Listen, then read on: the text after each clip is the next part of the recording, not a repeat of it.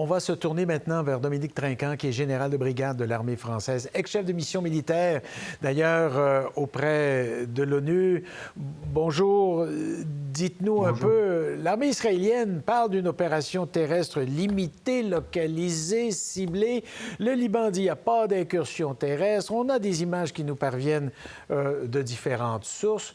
Que comprenez-vous de ce déploiement ou de cette activité militaire? Je comprends d'abord que, comme vous le savez, la frontière entre Israël et le Liban n'est pas définie. On l'appelle la zone bleue, la Blue Line. Elle n'a jamais été arrêtée. Donc il y a toujours des confusions sur on est rentré au Liban ou pas rentré au Liban. Ça, c'est le premier point. Le deuxième point, c'est que l'armée libanaise s'est retirée. Donc le gouvernement libanais ne voit pas ce qui se passe, sauf si le Hezbollah l'informe. Troisième point, la FINUL, la mission d'observation de l'ONU qui est là-bas, a arrêté ses patrouilles parce qu'il y a trop de bombardements. Donc l'information, la vraie information qu'on peut avoir, c'est par les Israéliens. Ça, c'est le premier point. Les Israéliens disent qu'ils font des attaques limitées et ciblées. Alors ciblées, je veux bien le croire, limitées, je crois que ça ne va pas durer longtemps. Pour l'instant, cette nuit, donc la nuit précédente, hein, pour nous, c'est déjà la mi-journée ici, hein. Oui. La nuit précédente, oui. C'est la 98e division parachutiste qui est rentrée, appuyée par des chars, des hélicoptères et des avions. Et donc, ces parachutistes ont pour mission d'aller chercher le Hezbollah là où il se trouve et de marquer les cibles pour que l'aviation et l'artillerie puissent tirer sur ces cibles. Mais le Hezbollah, depuis 2006, s'est beaucoup préparé, bien enterré, à des guerriers qui ont combattu en Syrie, donc qui sont très aguerris. Et donc, je pense que ça ne va pas être une partie de plaisir pour Tsahal. De là, je vous amène à l'expression limitée. Vous dites que vous ne pensez pas que ce sera très long, mais il y a des observateurs, vous avez des collègues, même en Europe, que j'entendais cette nuit, dans notre nuit, qui disaient...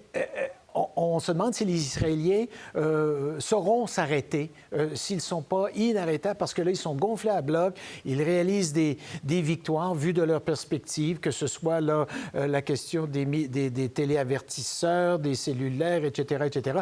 Il y a tout ça, on enregistre des victoires, la population est maintenant conquise un peu à ce combat. Est-ce qu'ils sauront se retirer?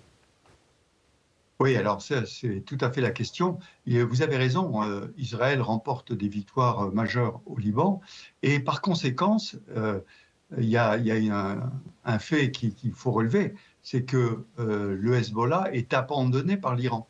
L'Iran a déjà déclaré que finalement, d'abord, il n'a pas reçu de demande d'aide du Hezbollah et puis en gros, qu'ils ne veulent pas se mêler de cette opération-là.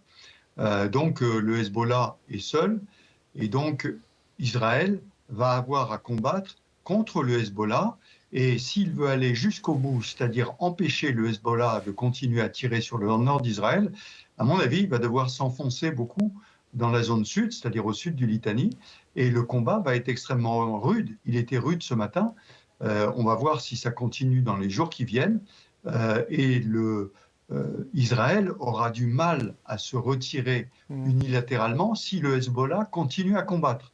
Maintenant, comme vous le savez, il y avait sur la table une proposition de cessez-le-feu américano-française qui, à l'origine, avait été conçue avec l'accord des Israéliens et du Hezbollah.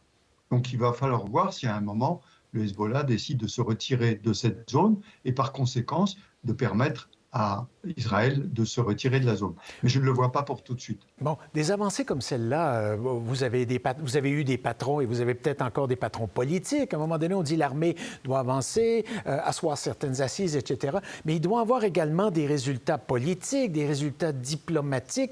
Avez-vous l'impression, envoyez-vous chez les Israéliens, là, d'après ce que vous pouvez décoder de leur déploiement sur le terrain et militaire, est-ce qu'ils ont une solution? Parce qu'il restera toujours Gaza et la question palestinienne. Alors, on n'avancera pas. Là. Si on a beaucoup avancé au Liban, c'est pas terminé, là. Non, vous avez raison. Alors, le problème, c'est que M. Netanyahou se sent les mains libres pour deux raisons. La première, c'est que, je le disais, l'Iran n'est pas en mesure de faire quoi que ce soit. Donc, il se retrouve face au Hezbollah.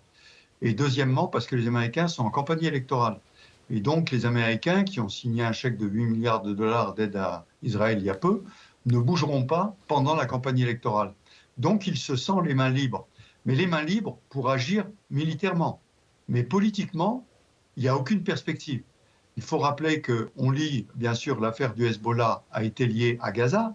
C'est la décision du Hezbollah directement. Mais le problème, c'est que l'opération à Gaza n'est pas terminée. Il y a une opération en Cisjordanie également. Et il n'y a pas de perspective de création d'un État palestinien auquel s'est toujours opposé M. Netanyahou. Donc pour l'instant, il continue à être dans l'action militaire, dans l'action guerrière, mais on ne voit pas de perspective politique. Général Trinquant, je vous remercie beaucoup. Ça a été très utile de vous parler ce matin. Merci de votre disponibilité. Merci. À la prochaine. Au revoir. Au revoir.